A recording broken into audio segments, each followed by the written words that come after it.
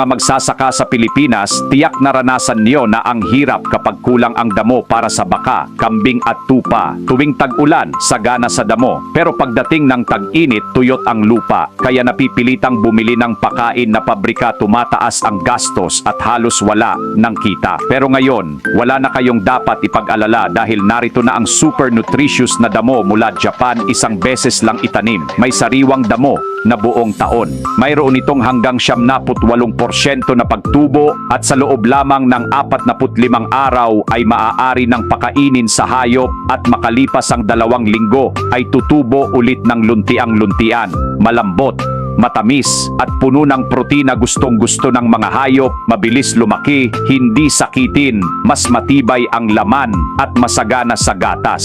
Mas mataas pa ng 3 hanggang 5 beses ang ani kumpara sa ordinaryong damo. Sa isang taniman lang, sapat na para makakain ang daan-daang baka, kambing at tupa sa buong taon at makakatipid pa kayo ng higit 50% sa gastos sa pakain.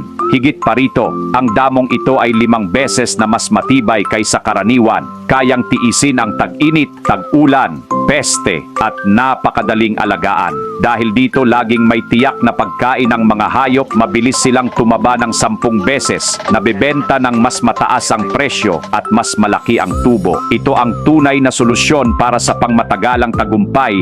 Isang tanim, maraming taon ang pakinabang.